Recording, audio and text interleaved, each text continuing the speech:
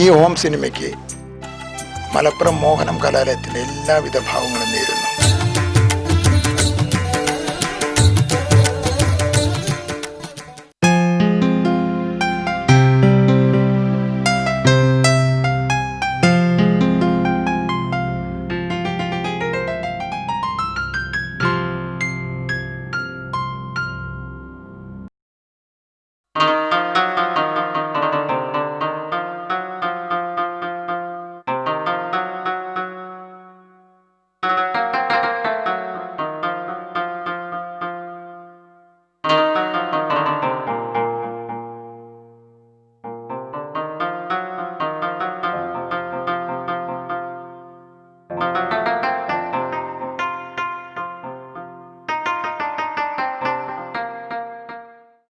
ആ, നിസ്കാരം കഴിഞ്ഞോ? അന്നൊരാൾ കാണാൻ വന്നിട്ടുണ്ട്.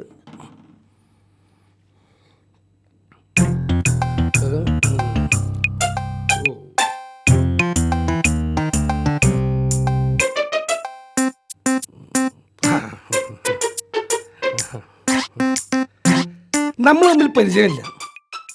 എൻ്റെ പേര് ഇസ്മായിൽ, വീട് കുറ്റിപ്പുറത്താണ്. ഞാനിവിടെ ഒരു സ്ഥലം നോക്കാൻ വന്നതാ. അപ്പോഴാണ് മുനീറിനെ കുറിച്ച് അറിഞ്ഞത്. അപ്പൊ ചെറിയൊരു ബിസിനസ് കാര്യം സംസാരിച്ച് പോകാന്ന് കരുതി. ആ പറയൂ. ഞാനൊരു റിയൽ എസ്റ്റേറ്റ് ബിസിനസ്സുകാരനാണ്. ഞങ്ങൾ ടീം വർക്കായിട്ട് ഒരു പ്രൊജക്റ്റ് ഉണ്ട്. മുനീറിന് താല്പര്യം ഉണ്ടെങ്കിൽ ജോയിൻ ചെയ്യാം. പ്രൊജക്റ്റ് പറയൂ. ഭാരതപ്പുഴയുടെ തീരത്ത് ഞങ്ങളൊരു വില്ല പ്രൊജക്റ്റ് തുടങ്ങുന്നുണ്ട്. 10 പേർ കൂടിയ ഒരു പദ്ധതി. ഒരാളൊരു 50 ലക്ഷം വീതം ഇൻവെസ്റ്റ് ചെയ്താൽ മതി. 5 കോടിയുടെ ചെറിയൊരു പ്രൊജക്റ്റ്. മുനീറിന് താല്പര്യം ഉണ്ടെങ്കിൽ ഇൻവെസ്റ്റ് ചെയ്യാം. റിയൽ എസ്റ്റേറ്റിന്റെ ലാഭം ഞാൻ പറഞ്ഞ് മനസ്സിലാക്കി തരേണ്ട ആവശ്യമില്ലല്ലോ, അതും ഒരു ഗൾഫുകാരന്. എനിക്ക് റിയൽ എസ്റ്റേറ്റും കാര്യങ്ങളും ഒന്നും അറിയില്ല. അത് നോക്കി നടത്താൻ എനിക്ക് സമയമില്ല. പിന്നെ അതിന്റെ കണക്കും കാര്യങ്ങളും നമുക്ക് ശരിയാവില്ല. അങ്ങനെയാണെങ്കിൽ വേറൊരു കാര്യം പറയാം. നിങ്ങളൊരു പാർട്ട്ണർ ആകണമെന്നില്ല, ഒരു ഫൈനാൻസർ ആയാൽ മതി. ലാഭം നഷ്ടം ഒന്നും നോക്കണ്ട. ഒരു 50 ലക്ഷം രൂപ നമ്മുടെ ഫാമിലി കൊണ്ട് തരും. മാസത്തിൽ 5% ലാഭം ഞങ്ങൾ അങ്ങോട്ട് തരും. മുനീർ ഒന്നും അറിയണ്ട, പൈസ കൃത്യമായിട്ട് അക്കൗണ്ടിലെത്തും. 5% മാസത്തിലോ? അപ്പൊ അത് പലിശ ആവൂല ഇസ്മായിലേ? അത് ഞമ്മക്ക് ഹറാമല്ലേ? പലിശ എന്ന് പറഞ്ഞ ലാഭം, ഫായ്ദ. നോക്കട്ടെ, ഞാനൊന്ന് ആലോചിക്കട്ടെ. നിങ്ങൾ കാർഡൊന്ന് തരി, ഞാൻ വിളിക്കാം. പിന്നെ എമൗണ്ട് കൂടി പോയതുകൊണ്ട് മുനീർ കൺഫ്യൂഷൻ ആവണ്ട. അങ്ങനെയാണെങ്കിൽ വേറെ പ്രൊജക്റ്റ് ഉണ്ട്, അത് നോക്കി നടത്താൻ വലിയ ബുദ്ധിമുട്ടൊന്നും ഉണ്ടാവില്ല. മുനീർ 1 ലക്ഷം രൂപ ഇങ്ങോട്ട് തരും. മാസം ഒരു 6% നമ്മൾ അങ്ങോട്ട് തരും. അത് വേറെ പ്രൊജക്റ്റ്. ഞാനൊന്ന് ആലോചിക്കട്ടെ, ഞാൻ വിളിക്കാം. ഇനി വേണമെങ്കിൽ വേറൊരു പ്രൊജക്റ്റ് ഉണ്ട്. മുനീർ 2000 റുപ്യ അർജന്റായിട്ട് ഇന്നോ നാളെ അങ്ങോട്ട് തരാം.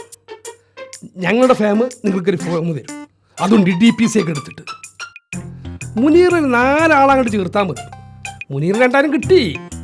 പിന്നെ ലാഭമാണെങ്കിൽ മുനീർ വർക്ക് ചെയ്യണം. കറക്റ്റായിട്ട് വർക്ക് ചെയ്താൽ 10 മാസം കൊണ്ട് 30 കോടി റുപ്യ ലാഭം ഉണ്ടാക്കാം. പക്ഷെ എന്താ അറിയോ, കറക്റ്റായിട്ട് വർക്ക് ചെയ്യണം. അതിന്റെ പ്ലാൻ ഇപ്പൊ കേൾക്കണം. ഇസ്മായിലെ, ഞാൻ ആലോചിക്കട്ടെ, ഞാൻ വിളിക്കാം.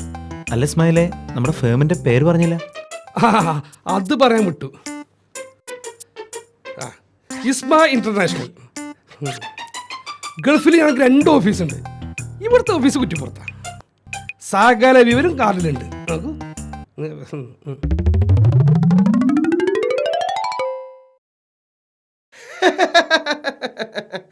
നിനക്ക് വല്ല കഥയുണ്ട് ഇസ്മായിലെ? 50 ലക്ഷം രൂപയുടെ പ്രോജക്റ്റ് ഒക്കെ ഒരു ഗതി പരഗതി ഇല്ലാത്ത ആ മുനീറിനോടൊക്കെ പോയി പറയാൻ. അവന്റെ കയ്യിലൂടെ പണം. പൂഴിക്കുന്നിൽ കുറച്ച് സ്ഥലം നോക്കാൻ വന്നതായിരുന്നു. ഒരു ഗൾഫുകാരനല്ലേ എന്ന് വിചാരിച്ച് വെറുതെ ഒന്ന് കയറി നോക്കിയത്. നാട്ടിൽ അന്വേഷിച്ചപ്പോൾ അറിഞ്ഞത് ഈ പൂഴിക്കുന്നില് അതിന് കപ്പാസിറ്റി ഉള്ള ഒരേ ഒരു മുതലാളിയേ ഉള്ളൂ. അത് ഷൗക്കത്ത് മുതലാളിയാണ്.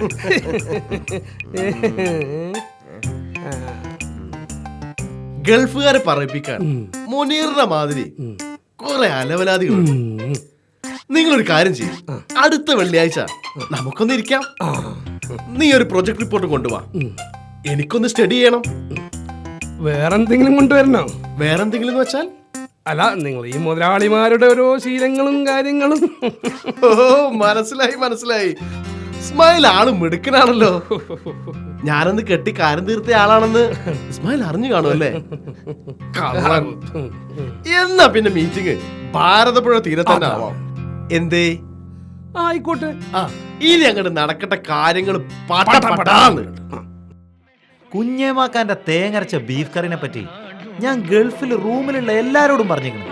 അതിനൊരു കാര്യം ചെയ്യും മുന്നേരെ, അവിടെ ഒരു മക്കാനുണ്ടാക്കി എന്നിട്ട് ഇന്ന ഇവിടുന്ന് ഒരു ബസ് എടുത്തിട്ടാണ്ട് കൊണ്ടുപോകും. ഞാനവിടെ പണ്ടാരിയാവാം. അപ്പൊ അനക്കും ചങ്ങാമാർക്കും ദിവസവും തേങ്ങരച്ച ബീഫ് കറിയും ചോറും പൂളിയും ഒക്കെ നാട്ടിൽ പോലെ കിട്ടും. അതിനൊരു കുഴപ്പമുണ്ട് കുഞ്ഞാമ്പാക്ക. ഗൾഫ് പോണതിന് മുമ്പ് മെഡിക്കല് എന്നൊരു പരിപാടി ഉണ്ട്. എക്സ്പയറി ഡേറ്റ് കഴിഞ്ഞ സാധനങ്ങളൊന്നും അങ്ങോട്ട് കയറ്റൂല. കുഞ്ഞാമ്പാക്ക് വയസ്സാം കാലത്ത് ഓരോ പൂതി. കുഞ്ഞായ്മതേ, കാളക്കിടക്കും കയറോടും എന്നൊരു ചൊല്ലുണ്ട്, കേട്ടിട്ടുണ്ടോ? അതൊന്നും എന്നോട് വരണ്ടെങ്കിൽ ആര് എറിഞ്ഞ 1000 കാക്കാന്ന് വേറൊരു വഴി ചൊല്ലു.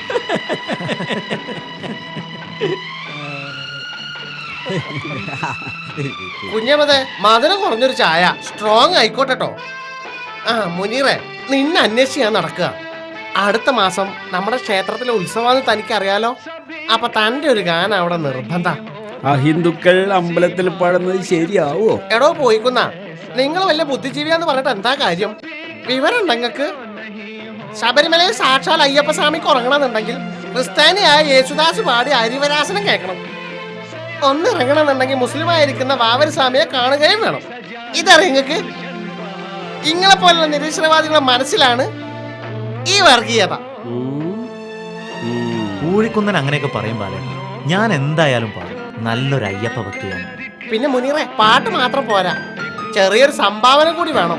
1000 ഉറുപ്പിക ഞങ്ങൾ പ്രതീക്ഷിക്കണോ? അത് ശരി, നമ്മളൊരു 1000 ഉറുപ്പിയിൽ ഒതുക്കി നമ്മൾ അന്യനാക്കുക. നമ്മൾ മൊത്തം വൈകുന്നേരം ഓഫീസിൽ അങ്ങോട്ട് വരും. നമ്മളെ മഹലിൽ ആകെ ഒരു അമ്പലല്ലേ ഉള്ളൂ. അവിടുത്തെ ഉത്സവം നമ്മളെയും കൂടി ഉത്സവമല്ലേ ബാലേട്ട? ബാലേട്ടൻ ധൈര്യമായിട്ട് പോയി.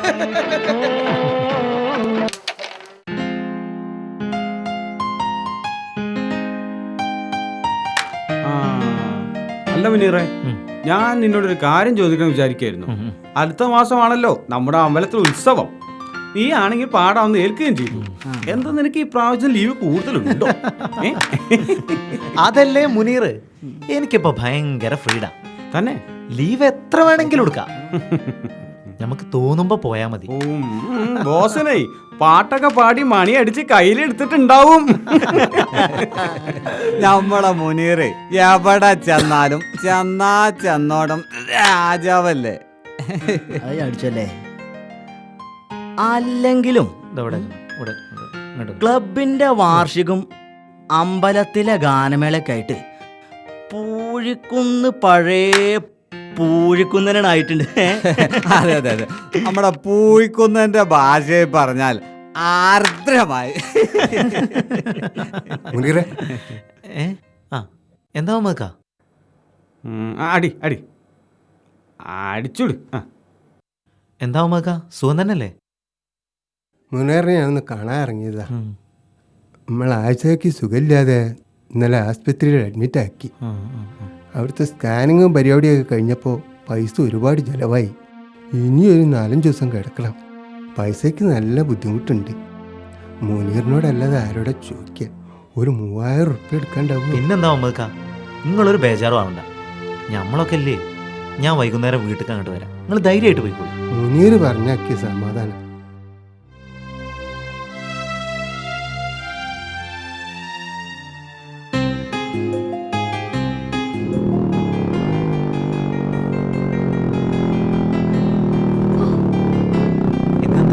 ഒറ്റയ്ക്ക് ടീമൊന്നുമില്ലേ? ഓരോ ക്ലാസ് നേരത്തെ വിട്ടു.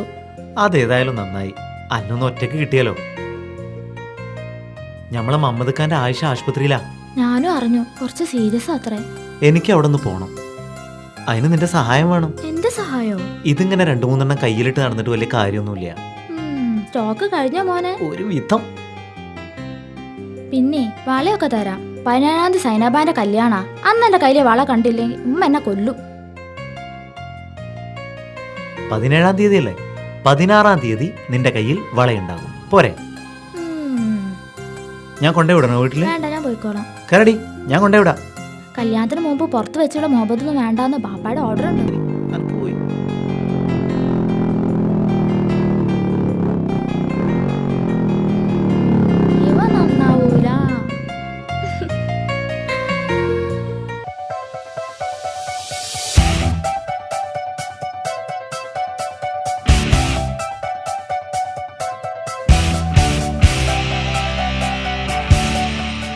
Delisha Catering, excellence in outdoor catering. www.deliciacaters.com. Delisha Complex near Municipal Bus Stand, Malappuram. Phone 9605 500 500.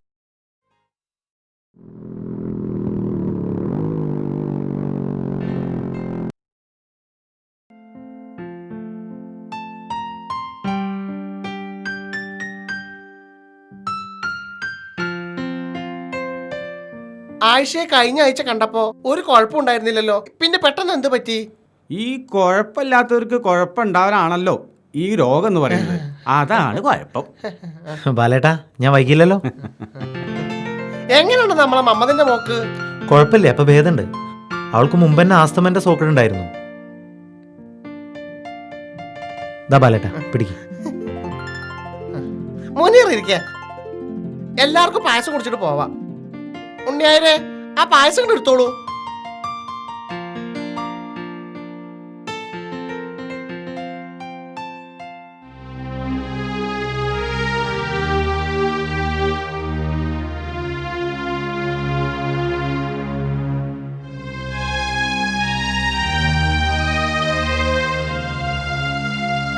Khadija, നിങ്ങൾ ഒരുക്കനും കഴിഞ്ഞില്ലേ?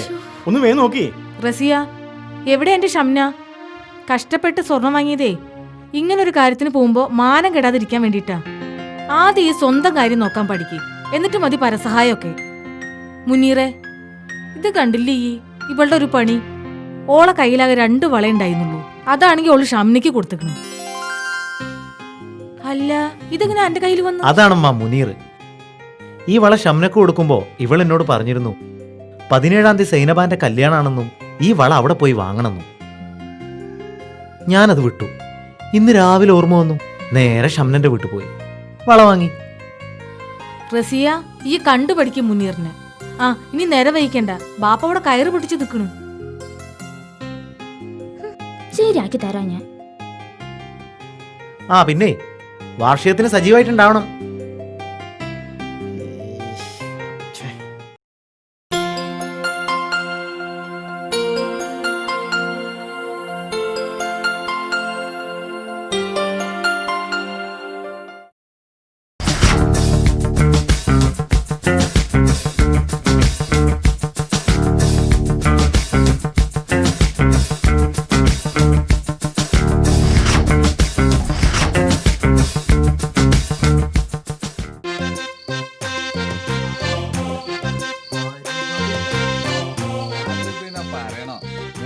പൈസ വാരി എറിഞ്ഞല്ലേ, അതുകൊണ്ടല്ലേ നമ്മക്ക് ഈ അതിന് നടിമാരൊക്കെ കിട്ടിയത്.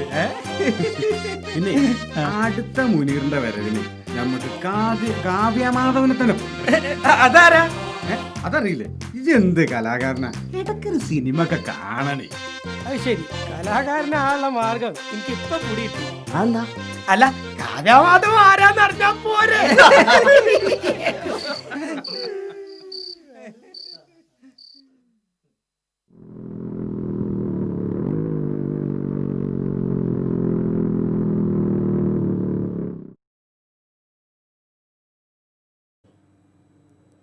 അമ്മ,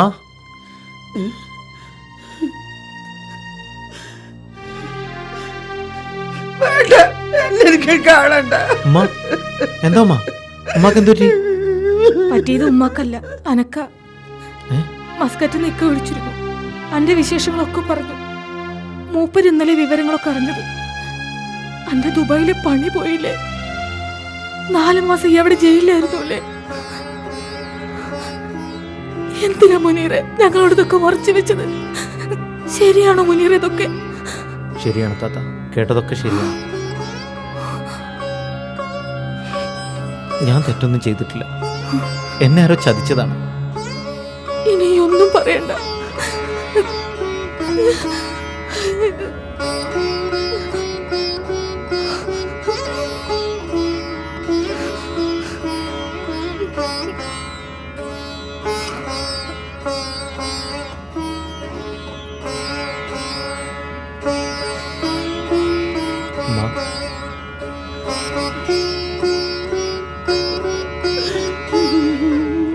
ആരും വിഷമിക്കണ്ടെന്ന് കരുതിയിട്ടാണ് ഞാൻ പറയാതിരുന്നത്.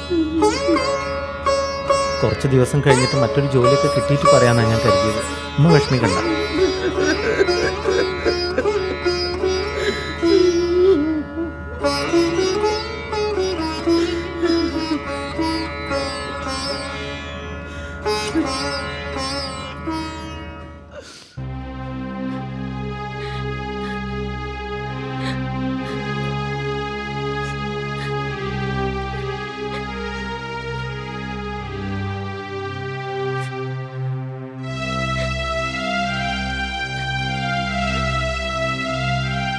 അടുത്ത വരവിലെങ്കിലും കാര്യങ്ങളൊക്കെ ഒന്ന് നേരാവണ്ണാവും എന്നുള്ള പ്രതീക്ഷയിലായിരുന്നു നമ്മൾ. ഇതിപ്പോൾ ആകെ കുഴഞ്ഞ്.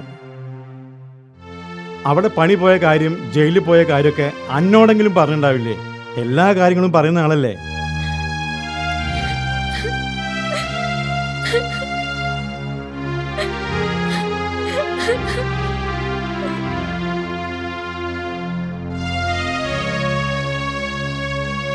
ഓളെ ഇടങ്ങാറാക്കണ്ട. ഓൾക്ക് ഭാഗ്യമില്ലെന്ന് കൂട്ടിയാ മതി. എന്ത് കണ്ടിട്ടാ, എന്ത് വിശ്വസിച്ചിട്ടാ ഓളെ നീ മുനീറിനെ ഏൽപ്പിക്കുക? ആ, മരുന്നുസേന ഞാൻ ആളൊന്ന് കാണട്ടെ. ഓൾക്ക് എന്താ പറയാളും കൂടി അറിയാലോ. ഓളോടും കൂടി ഒന്ന് ചോദിക്കണ്ടേ? എന്ത് ചോദിക്കാൻ? ഓലെ കളിക്കൊക്കെ നിന്നു കൊടുത്തില്ലേ ഇത്രയും കാലം?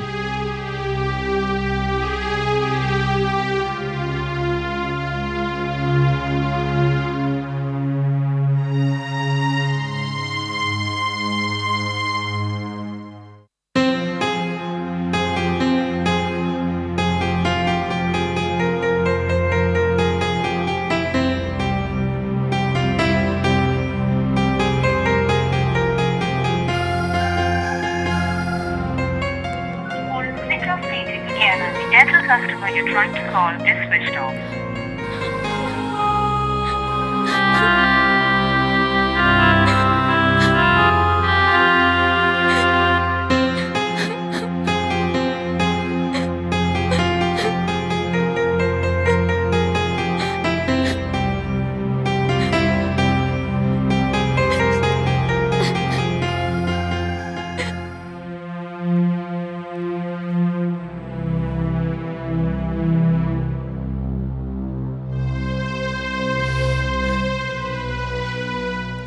മേർനുസ ഒന്നും പറഞ്ഞില്ല. ഞാൻ എന്ത് പറയാനാണ്? ബാപ്പല്ലാത്ത കുട്ടിയായതുകൊണ്ട് ഞാൻ ഓനോടൊന്നും പറയാറില്ല. ഓൻ പറയുന്നത് നമ്മൾ കേൾക്കാറേ ഉള്ളൂ.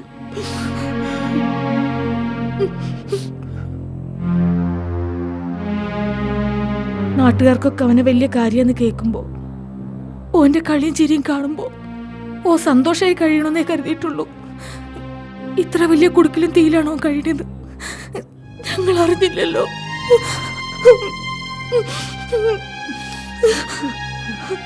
നിങ്ങൾ കരയാൻ വേണ്ടിയിട്ടല്ല ഞാൻ പറഞ്ഞത്. എനിക്ക് ആണായിട്ടും പെണ്ണായിട്ടും പഠിച്ചവൻ ഓളെ മാത്രമേ തന്നുള്ളൂ. ഓളുടെ കാര്യത്തിൽ ഞാൻ എന്ത് തീരുമാനം എടുക്കേണ്ടത്? ദുബായ്ക്ക് ഓൻ ഇനി കയറാൻ പറ്റില്ല എന്നാണ് ഞാൻ കേട്ടത്. ഇക്കാക്ക മാസ്കറ്റിൽ ഒരു ഏർപ്പാട് നോക്കുന്നുണ്ട്. അതിന്റെ കാര്യങ്ങളൊക്കെ അറിഞ്ഞിട്ട് ഒരു തീരുമാനം എടുത്താൽ പോരട്ടെ? മുനീർ എപ്പോഴും പറയും, ചെറുപ്പത്തിൽ ബാപ്പാനെ കണ്ടിട്ടില്ലെങ്കിലും റസിയാന്റെ ബാപ്പ ഓന്റെയും ബാപ്പയാണ്. ആ സ്ഥാനത്തുനിന്ന് എന്നാണ് തീരുമാനിച്ചള. ആ നോക്കുക, പഠിച്ചോ എന്താ കണ്ടിക്കണതെന്ന്. എന്നാ ഞാൻ ഇറങ്ങാ.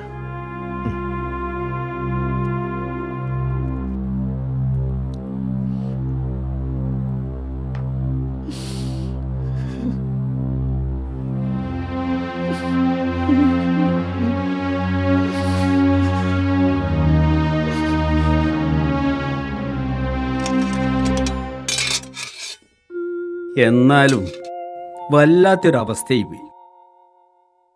ആദ്യം ഞാൻ വിശ്വസിച്ചില്ല, പിന്നെ ആ കാര്യങ്ങളൊക്കെ അറിഞ്ഞത്. എന്നാലും ഓനെ കണ്ട പറയുമാരെങ്കിലും ജയിലിലൊക്കെ കിടന്ന് വന്ന ആളാണ്. അവിടുത്തെ ജയിൽ എന്ന് പറഞ്ഞാൽ ഏസിയാ. 4 നേരം അടിപൊളി ഫുഡ്. ഇയാളെ ഉണക്കപ്പുട്ടും കടലൊക്കെ കഴിച്ച് ജീവിക്കണേക്കാളും ഭേദം അവിടെ. വേലായുധം പറയണ കേട്ടാ തോന്നും അവിടെ കുറച്ച് കാലം ജയിലിലായിരുന്നു. നിങ്ങൾ അമേരിക്ക എന്ന് പറയണതേ അമേരിക്ക പോയിട്ടൊന്നല്ലല്ലോ. പിന്നെ മുനീറിന്റെ കാര്യത്തിലേ നിങ്ങൾ വിഷമിക്കണ്ട. എത്ര വീണാലും നീക്കും. അതാണ് നമ്മുടെ മുനീർ.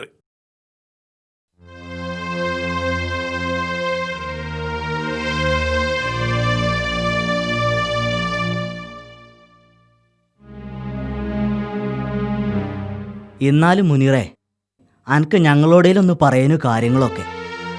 അജ്മലെ, ഇത് മാത്രമല്ല, ഒരുപാട് കാര്യങ്ങളുണ്ട് നിങ്ങൾ അറിയാത്തത്.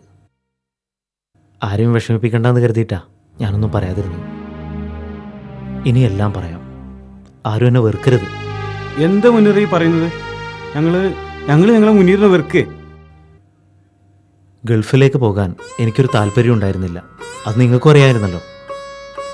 വീട്ടുകാരുടെ നിർബന്ധത്താൽ ഞാൻ പോയി. 1 വർഷം കഠിനമായി ഞാൻ അധ്വാനിച്ചു. കിട്ടുന്ന കാശ് അവിടുത്തെ ആവശ്യത്തിന് പോലും തികയില്ലായിരുന്നു. ആദ്യമായി ലീവിന് വരുമ്പോൾ എൻ്റെ കയ്യിൽ ഒന്നും ഉണ്ടായിരുന്നില്ല. ഗൾഫിൽ നിന്ന് പരിചയപ്പെട്ട ജോർജാണ് എന്നെ സഹായിച്ചത്. എയർപോർട്ടിലിറങ്ങി ഞാൻ നേരെ വന്നത് ടൗണിലെ ബാങ്കിലേക്കാണ്. ജോർജിൻ്റെ നാട്ടിലുള്ള 2 സുഹൃത്തുക്കളാണ് ജാമ്യം നിന്നത്. ഒരു NRI എന്ന നിലക്ക് എനിക്ക് 1 ലക്ഷം രൂപ ലോൺ തന്നു. കഴിഞ്ഞ വരവിന് നാട്ടുകാർക്കും വീട്ടുകാർക്കും ഞാൻ പ്രിയപ്പെട്ടവനായത് ആ 1 ലക്ഷം രൂപ കൊണ്ടാണ്. പക്ഷേ റസിയുടെ കയ്യിൽ നിന്ന് 500 രൂപ വാങ്ങി തിരിച്ചു പോകുമ്പോഴും എൻ്റെ മനസ്സിൽ സന്തോഷമായിരുന്നു. ആരെയും വേദനിപ്പിക്കേണ്ടി വന്നില്ലല്ലോ.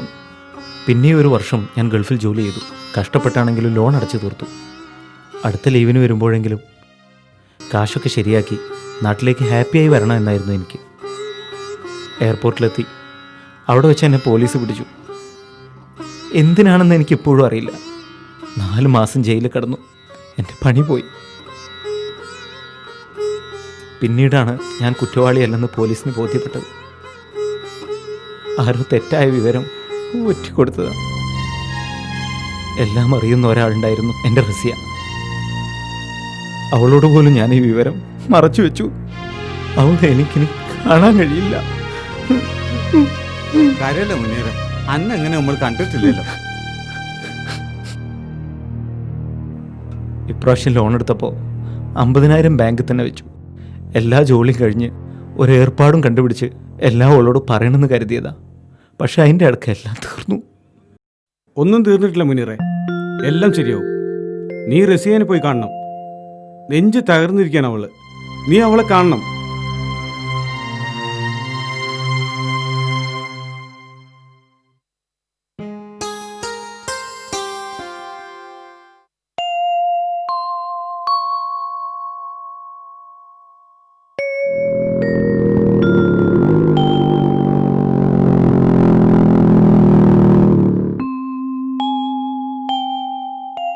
എന്താ മുനീറെ ഇനി കണ്ടിട്ടുള്ളത്?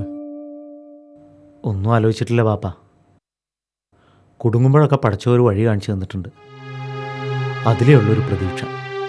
മുനീറെ, എനിക്ക് ആകെ ഒറ്റ മോളേ ഉള്ളൂ. അതിൻ്റെ ചിരിയും കളിയും പോയിട്ട് ദിവസം 2ആയി. ഈ കണ്ടവളെ? ഇല്ല, അവളെ കാണാനാണ് വന്നത്. തോട്ടത്തിൽ പോയിക്കണേ. ഇപ്പം അവിടെ തന്നെയാ. നമ്മളെന്തെങ്കിലും ചോദിക്കുകയോ പറയുമോ വെച്ചിട്ട് എൻ്റെ മുന്നിൽ അവള് വരലില്ല. ഞാനവളൊന്ന് കാണട്ടെ.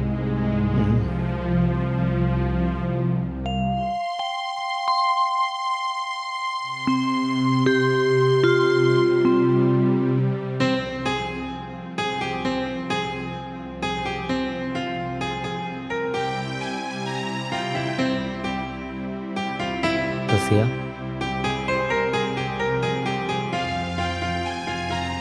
മാപ്പ് ചോദിക്കാൻ വേണ്ടി വന്നതാ ഞാൻ. തീരൂ മുനീറ, അതോട് തീരൂ. 2 ദിവസമായിട്ട് ഞാൻ അനുഭവിച്ചത് അതൊരു പകരാവോ? പണി പോയിക്കോട്ടെ മുനീറ. ഞാൻ നിന്റെ പണത്തിന്റെ പത്രാസിനെയും അല്ല സ്നേഹിച്ചത്. അവിടെ കഷ്ടപ്പെട്ട് 4 മാസം ജയിലിൽ കിടന്നവരെങ്കിലും എന്നോട് പറഞ്ഞൂടെ? നമ്മുടെ ഇടയിൽ എന്തിനാ ഒരു മാറാ?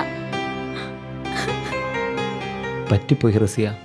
മാത്രമല്ല, ഞാൻ റസിയോട് വേറൊരു കാര്യം പറയാനൂടെ വന്നത്. വാപ്പാക്ക് വലിയ പ്രതീക്ഷയാണ് എന്നെ.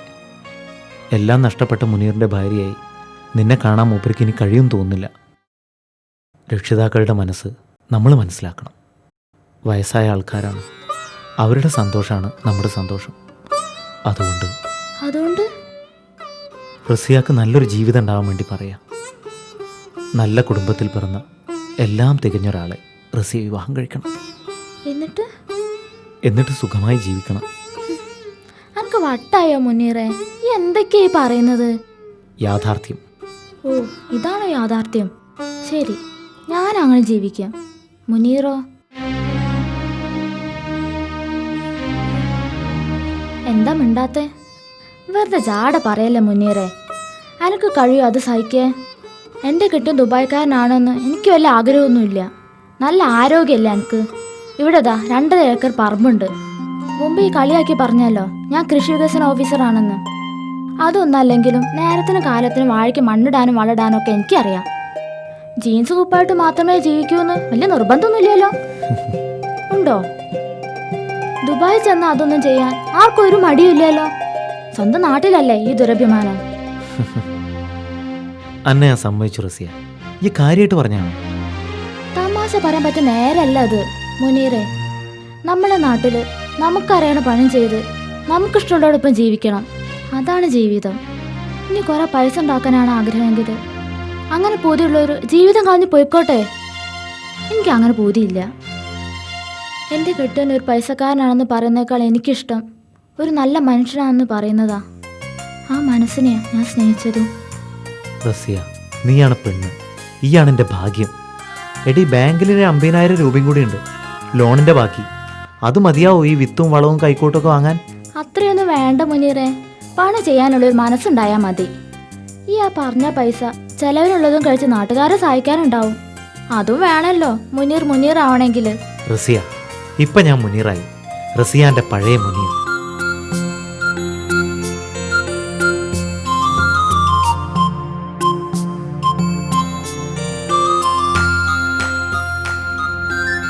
മുനീറേ, എല്ലാ ദിവസവും ഇങ്ങനെ പണി ഉണ്ടാവുമോ? ഇല്ല, ഇവിടുന്ന് അങ്ങോട്ട് ഒരാഴ്ച അടുപ്പിച്ച് പണി ഉണ്ടാവും. കന്ന് കെട്ട് കഴിഞ്ഞാൽ പിന്നെ ഒരാഴ്ച കഴിഞ്ഞിട്ടേ പണി ഉണ്ടാവുള്ളൂ. പേടിക്കണ്ട, ദിവസം 200 റുപ്യയും പിന്നെ ചെലവും തരാം. പോരെ? ഇപ്പൊ തന്നെ മേലെ ആകെ വേദന ഉണ്ട് മുനീറ.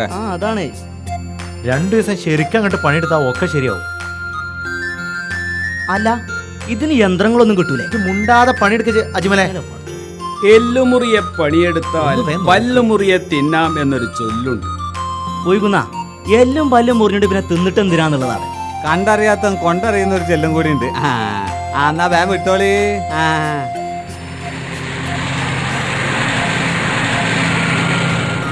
അല്ല പോയിക്കുന്ന, നിങ്ങൾ ഏതെങ്കിലും കഥ വല്ല പുസ്തകത്തിൽ അച്ചടിച്ച് വന്നിരുന്നോ? എന്തേ? അല്ല, ഒരു പോലീസ് വണ്ടിയിലാണ് കൂടുണ്ട്. പുതിയ സാധനം എന്തെങ്കിലും പഠിച്ചിട്ട് വരാം. പണിയെടുക്കണം. എന്നോട് വേറൊന്നും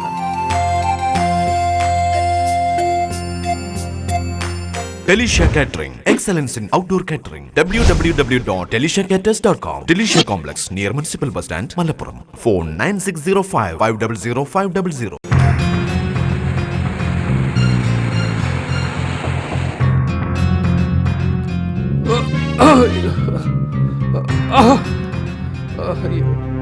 മിസ്റ്റർ ഷൗക്കത്ത്, ഇയാൾ അറിയാമോ? ഇവനാണോ നീ പറഞ്ഞ ഷൗക്കത്ത്? പറഞ്ഞു കൊടുക്കണം. അതെ അതെ സർ, അതെ. മിസ്റ്റർ ഷൗക്കത്ത്, 2 കോടി രൂപയുടെ കള്ളപ്പണമാണ് ഇയാളെടുത്ത് പിടിച്ചെടുത്തിരിക്കുന്നത്. അതിൽ 50 ലക്ഷം രൂപ കള്ളനോട്ടാ. കൂടുതൽ കാര്യങ്ങൾ നമുക്ക് സ്റ്റേഷനിൽ പോയി സംസാരിക്കാം. സബ് ഇൻസ്പെക്ടറെ, കേസൊന്നും പറഞ്ഞ് ഈ സ്കൂൾ കുട്ടികളെ പേടിപ്പിക്കുന്ന വലിയ ഡയലോഗൊന്നും ഇങ്ങോട്ട് വേണ്ട. മാട്ടുമൽ ഷൗക്കത്ത് ആരാണെന്ന് ഈ നാട്ടുകാരോട് ചോദിച്ചാൽ അറിയും. അത് അറിഞ്ഞിട്ട് തന്നെയാണ് വന്നത്. കോഴിക്കള്ളൻ മൊയ്തീന്റെ മോൻ, കള്ളന്റെ പെരുങ്കള്ളനായ മകൻ. അത് പഴയ കഥ. ഇന്ന് ഷൗക്കത്ത് ആള് വേറെയാ. എന്റെ രോമത്ത് തൊട്ട് കളിച്ചാൽ ഈ തൊപ്പി അവിടെ തന്നെ കാണില്ല സുധാകര. പിടിച്ചിറക്കാനെ ഇങ്ങോട്ട് വാട. നിന്നെ പോലുള്ള പൊതുപ്പണക്കാരുടെ മേനി കണ്ടാ വിറയ്ക്കുന്ന കാക്കിയുടുപ്പിട്ടവരെ നീ കണ്ടിട്ടുണ്ടാവും. ഇത് SI സുധാകരനാ. കഴിഞ്ഞ വലിയ പെരുന്നാളിൽ നീ കഴിച്ച കോഴി ബിരിയാണി ഇന്ന് ഞാൻ ഛർദ്ദിപ്പിക്കും. ഷൗക്കത്ത് ആരാണെന്ന് ഞാൻ കാണിച്ചു തരാം. എന്തെന്തിനാ സാറേ ഇങ്ങനെ പറഞ്ഞത്? ഞാൻ എന്ത് തെറ്റാ ചെയ്തത്? അയ്യോ, മെല്ലെ തള്ള സാറേ. അയ്യോ അയ്യോ,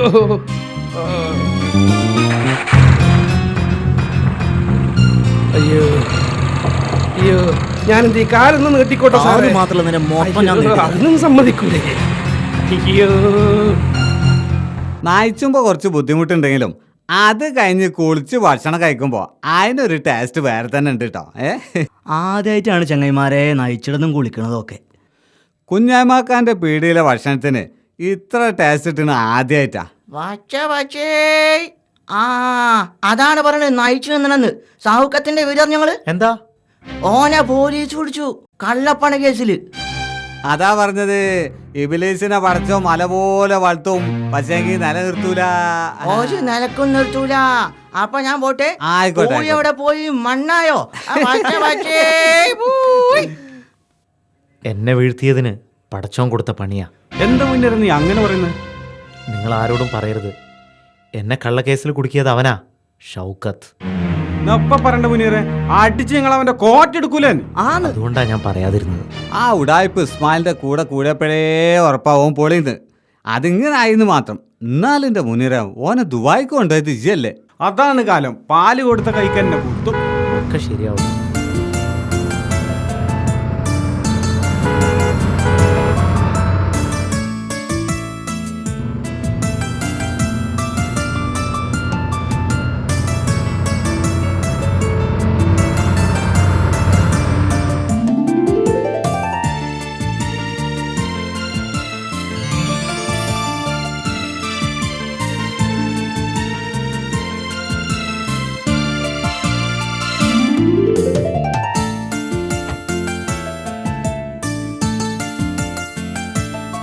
സുധീറെ, നീയോ? സുഗുണം പറഞ്ഞു നിന്നെ കുറിച്ച്. കാണാൻ വരണമെന്നുണ്ടായിരുന്നു. ഈ എന്താ ഈ വഴിക്ക്? അത് ശരി, എൻ്റെ നാട് എനിക്ക് മറക്കാൻ പറ്റുമോ? പിന്നെ ഞാൻ ഇപ്പോൾ വന്നത് മുനീറിനെ കാണാനാണ്. ഒരു സീരിയസ് മാറ്റർ സംസാരിക്കാനുണ്ട്. അതെന്താടാ? ഞാൻ ഈ കേസറ്റിലൊക്കെ പാടാറുണ്ടല്ലോ, കൂട്ടത്തിൽ സിനിമയിലൊക്കെ ട്രാക്ക് പാടാറുണ്ട്. ഈ അടുത്തിടെ ചിദംബരം സാറിന് വേണ്ടിയിട്ടൊരു ട്രാക്ക് പാടി. അപ്പോൾ സാറിനൊരു നിർബന്ധം, പുതിയൊരാളെ കൊണ്ട് പാടിപ്പിക്കണം. ഒരു പുതിയ പാട്ടുകാരനെ കിട്ടുമോ എന്ന് എന്നോട് ചോദിച്ചു. എൻ്റെ വോയിസ് ഏതായാലും മാച്ചല്ല. അപ്പോഴാണ് എനിക്ക് മുനീറിനെ ഓർമ്മ വന്നത്. മുനീർ നാളെ തന്നെ എൻ്റെ കൂടെ മദ്രാസിൽ വരണം. അതൊക്കെ ശരിയാവോ? പിന്നെന്താ ശരിയാവായി? മുനീർ എന്തായാലും പോണം. മുനീറിന് പാടാൻ കഴിയുമെന്ന് എനിക്ക് നല്ല വിശ്വാസമുണ്ട്. നീ പാടണം. പോകണം മുനീറ.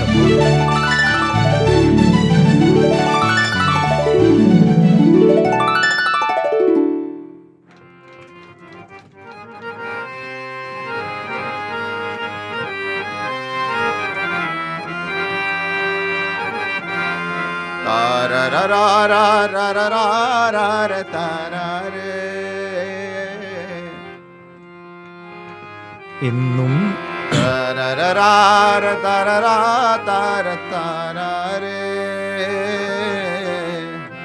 എന്നും ഞാൻ തേടിക്കിട്ടിയ മുത്താണ്.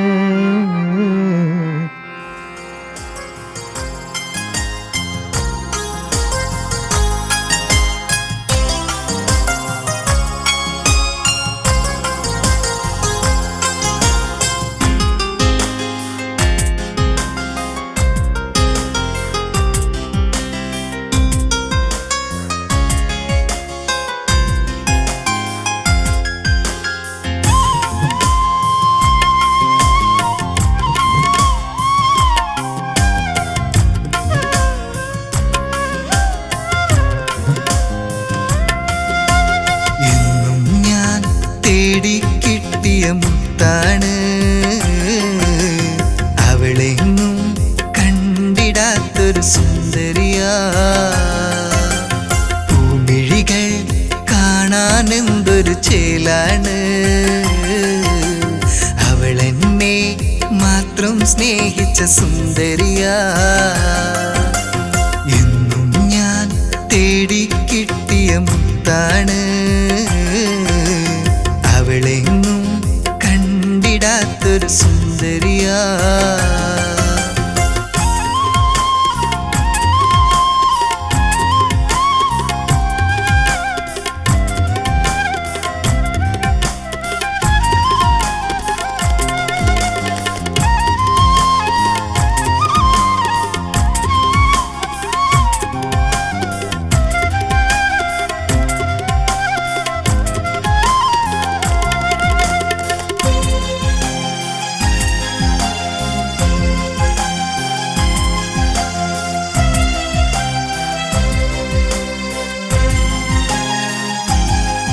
എന്റെ മുല്ലപ്പൂവാണ്, എൻ മനസ്സിൻ തണലാണ്.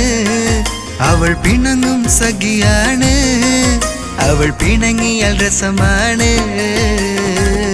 എന്റെ ഉള്ളം അറിയും സുന്ദരിയാ. എന്റെ ദുഃഖം തീർത്തതും അവളാണ്. എന്നും ഞാൻ തേടിക്കിട്ടിയ മുത്താണ് അവളെങ്ങും കണ്ടിടാത്തൊരു സുന്ദരി. സുന്ദരിയാ.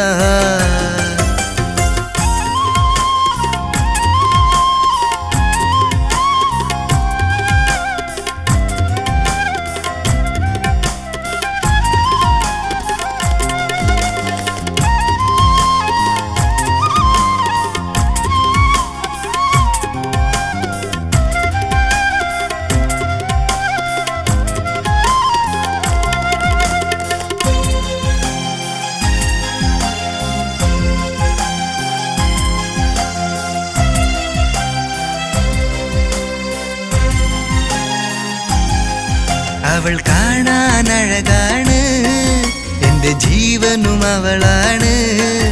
എൻ മിഴികൾ നിറയുമ്പോൾ അവൾ കാറ്റായി തഴുകിയിടും. എന്നും എന്നെ ഓർക്കും പെണ്ണാണ്. എൻ്റെ സ്നേഹം കൊതിക്കും പെണ്ണാണ്. എന്നും ഞാൻ തേടി കിട്ടിയ മുത്താണ്. അവളെങ്ങും കണ്ടിടാത്തൊരു സുന്ദരിയാ. പൂമിഴികൾ കാണാനെന്തൊരു ചേലാണ്. അവളെന്നെ മാത്രം സ്നേഹിച്ച സുന്ദരിയാ. എന്നും ഞാൻ തേടി കിട്ടിയ മുത്താണ്. അവളെങ്ങും കണ്ടിടാത്തൊരു സുന്ദരിയാ.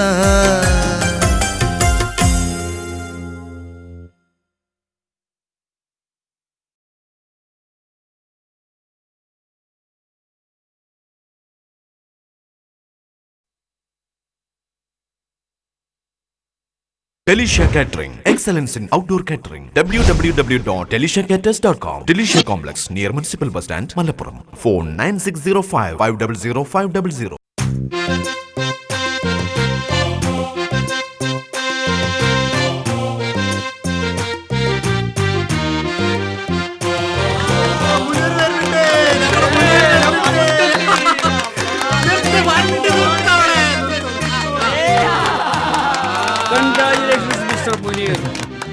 ഊഴിക്കുന്ന സംഗതി ശരിയായിരുന്നോ? ശരിയായെന്നോ? സംഗതി കലക്കി. ഇനി നമ്മൾ പാട്ടുപാടി ജീവിക്കും. നമ്മളല്ല, ഞാൻ പാട്ടുപാടും, നമ്മൾ കൃഷിയും ചെയ്ത് ജീവിക്കും. മോനേറ് വലിയ പാട്ടുകാരനായി വായിക്കൊക്കെ വരുമോ? പിന്നെ പാടുന്ന സമയത്ത് പാടുക. അത് കഴിഞ്ഞാൽ മുനീർ ഇവിടെ ഉണ്ടാവും, എന്റെ സ്വന്തം മണ്ണിനോടൊപ്പം, എന്റെ സ്വന്തം പെണ്ണിനോടൊപ്പം.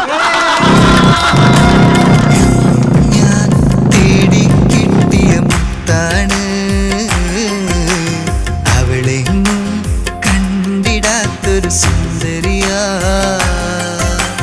പൂമിഴികൾ കാണാനെന്തൊരു ചേലാണ്. അവളെന്നെ മാത്രം സ്നേഹിച്ച സുന്ദരിയാ. എന്നും ഞാൻ തേടി കിട്ടിയ മുത്താണ്. അവളെങ്ങും കണ്ടിടാത്തൊരു സുന്ദരിയാ.